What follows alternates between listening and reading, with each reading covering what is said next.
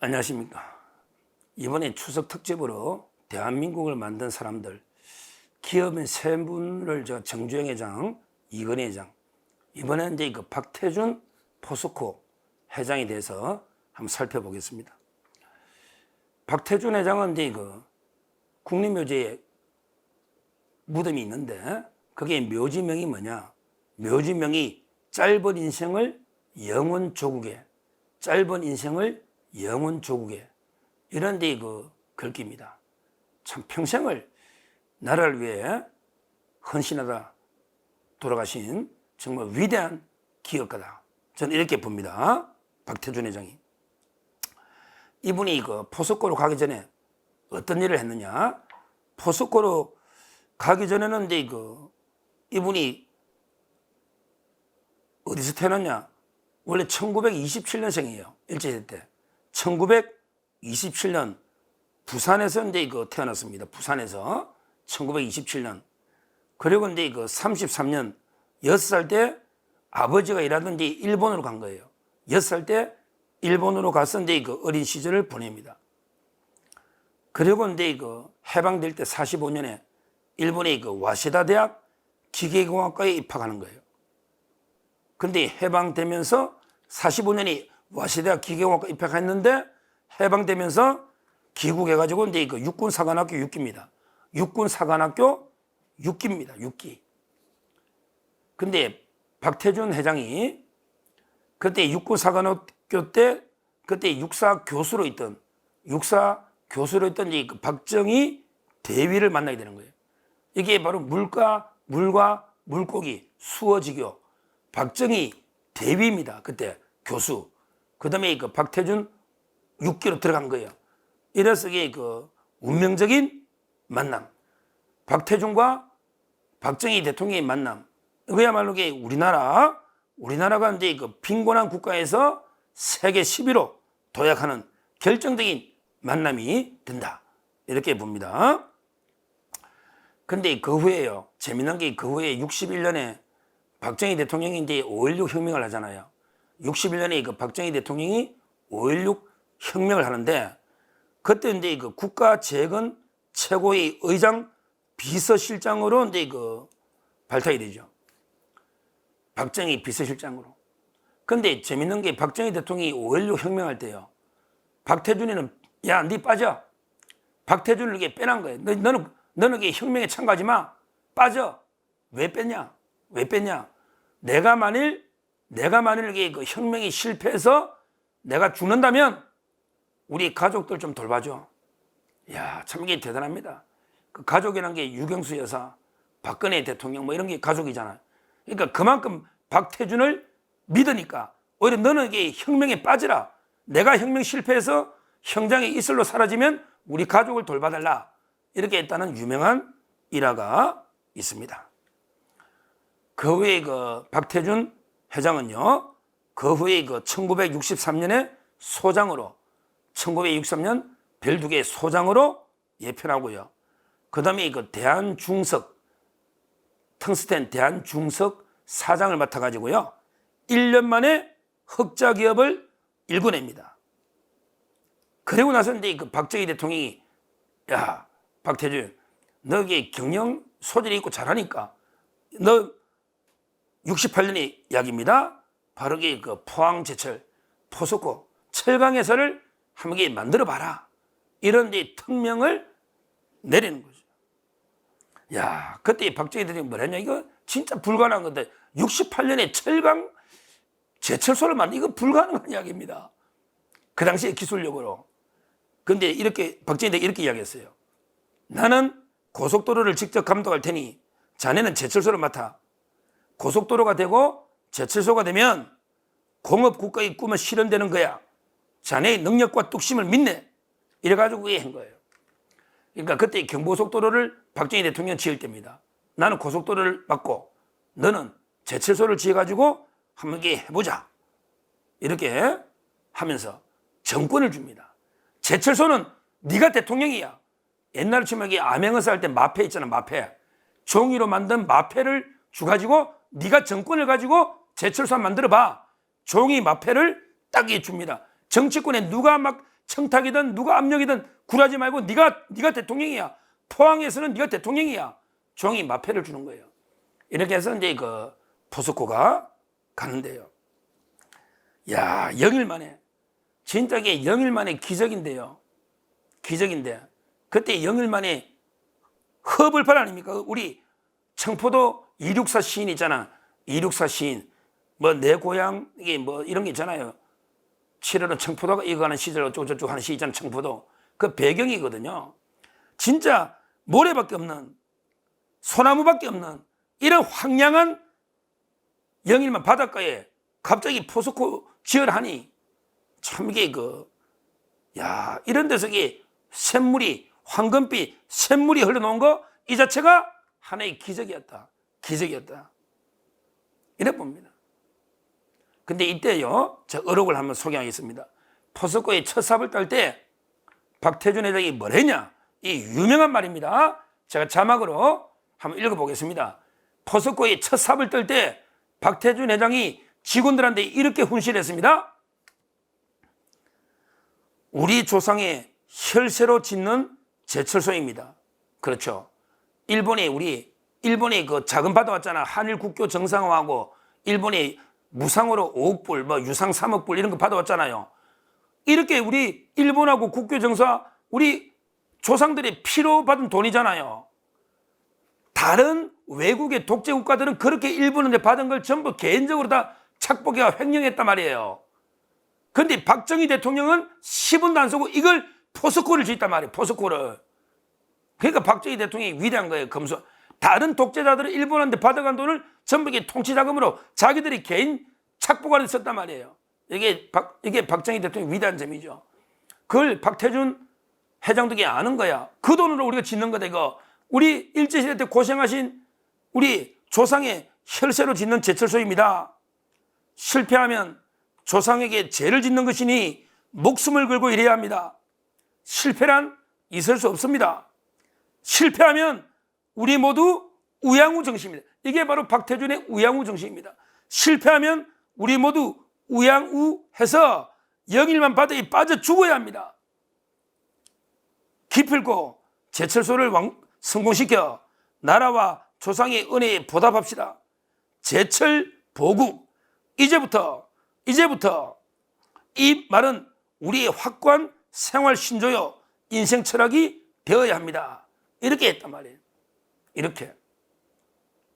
야, 이게 바로 0일 만에 기적을 낳은 거는 우양우 정신입니다. 우리 실패하면 0일 만에 전부 빠져 죽어야 됩니다. 빠져 죽어야 됩니다.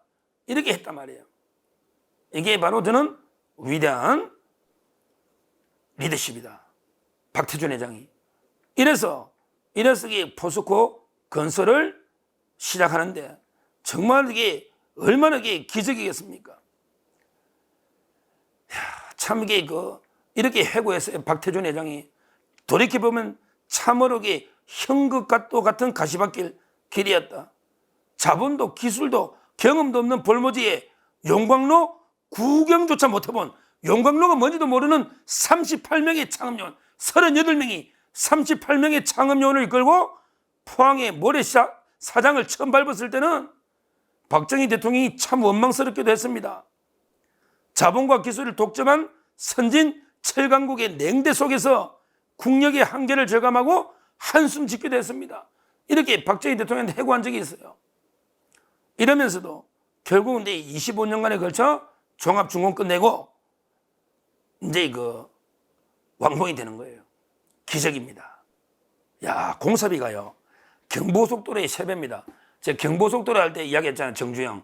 428km를 한 430억, 1km에 1억 들었죠. 근데 포스코는 1215억입니다. 경부고속도로의 3배가 들어간 대역사입니다. 단군 이래 최대 단일 역사입니다. 1215억으로 경부고속도로의 3배. 당시 우리나라 총 수출액의 3배가 넘는 단일 사업으로서는 단군의 최대 포스코를 완공시킨 거예요. 대단한 겁니다. 그런데 자본도 없어, 기술도 없어, 경험도 없어, 원료도 없어, 아무것도 없어. 그럼에도 불구하고 완공을 위대한 기업이 탄생한 겁니다.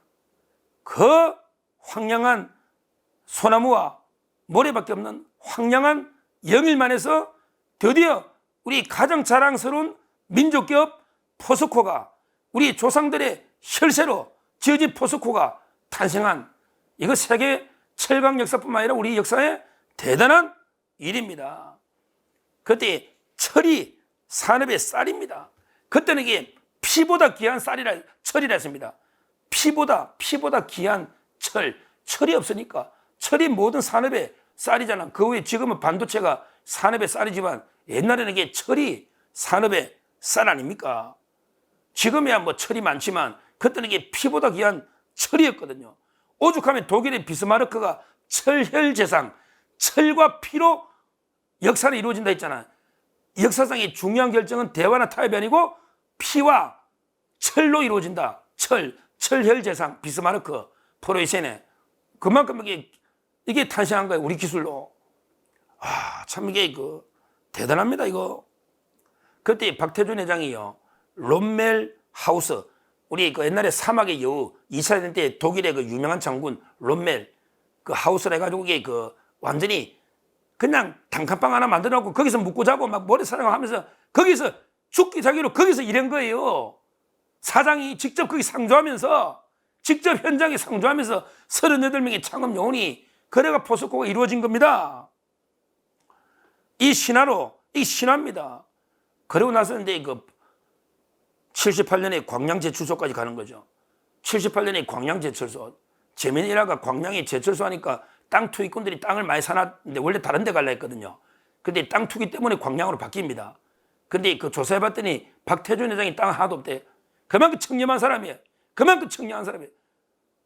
광양으로 갑자기 바뀌면서 제2제철소가 준공이 되면서 지금은 이제 세계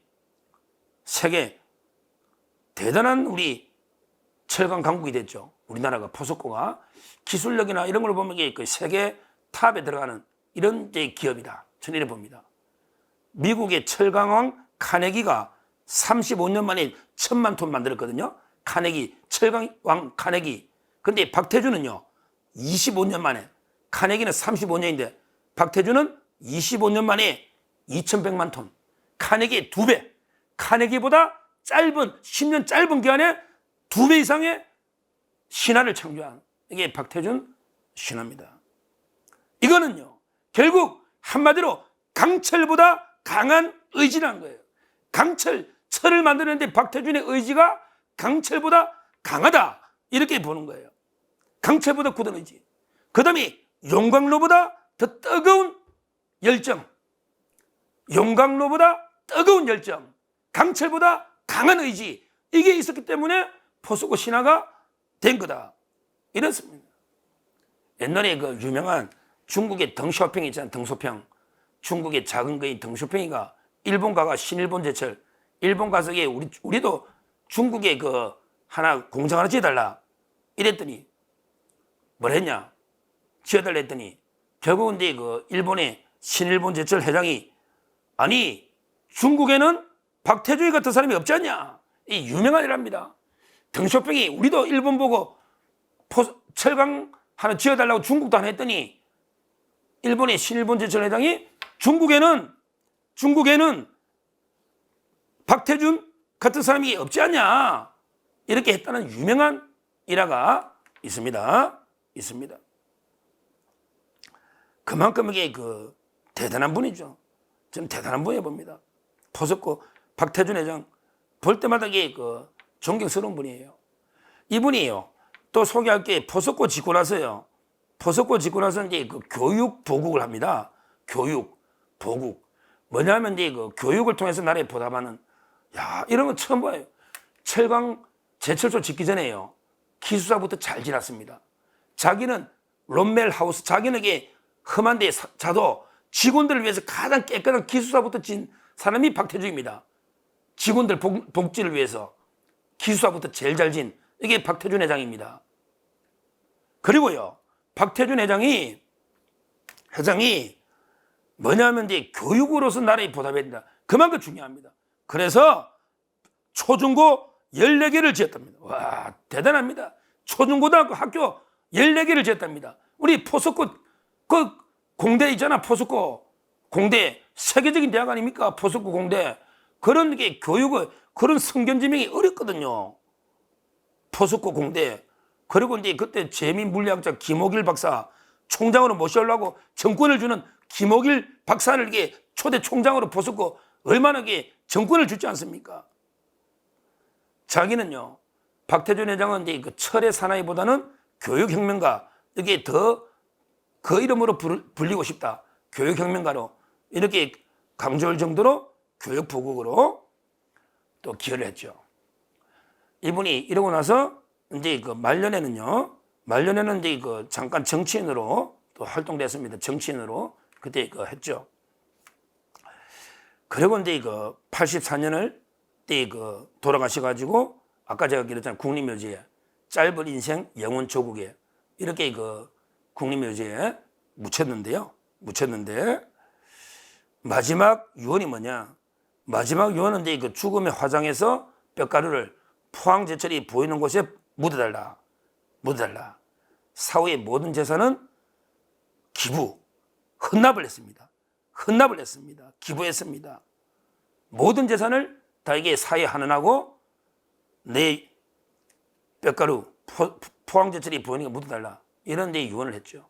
그 사모님도 대단한지 사모님도 매일 그 찾아갔다는데 참 이게 부부애도 대단한가 봐요. 하루도 안 빠지고 국립묘지에 찾아갔다 이런 제가 기사를 본 적이 있습니다. 마지막으로 이게 그 포스코 박태준 회장에 대해서 프랑스의 미테랑 대통령이 박태준 회장에 대해서 평가한 그걸 이게 자막으로 한번 보고요. 마치겠습니다. 프랑스의 미테랑 대통령이 뭐랬냐? 박태준 회장에 대해서 조국이 군대를 필요로 할 때 당신은 장교로 투신했고 조국이 기업인을 찾을 때 기업인이 되었고 조국이 미래의 비전을 필요로 할 때 당신은 정치인이 되었습니다. 이렇게 평가한 거예요. 소장으로 예편했으니까 군인으로 나라에 보답했고 그 다음에 포스코 기업인으로서 보답했고 말년에 정치인으로서 보답한 이런 데 위대한 기업가라 해야 될지 위대한 한국인이다. 이래 봅니다. 대단한 분이다. 박태준 회장. 앞으로 이제 그 포스코가요. 정말 우리 국민을 우리 국가를 대표하는 기업 아닙니까? 대표는 앞으로 더 세계적인 철강 회사. 그다음에 요즘 포스코가 다양한 사업을 2차 전지를 많이 하고 있죠. 많이 하고 있습니다. 포스코가 세계적인 기업으로 우리 한국을 대표하는 기업에서 세계적인 기업으로 더 성장하기를 간절히 바라면서 그 박태준 회장 이 그 짧은 인생 영원 조국의 그 애국심만은 우리가 배워야 되겠다. 그리고 이제 그 우양우 정신 우리 실패하면 영일만이 다 빠지고 된다. 이런 이 정신 이걸 배워야 되겠다. 이렇게 말씀드립니다. 감사합니다.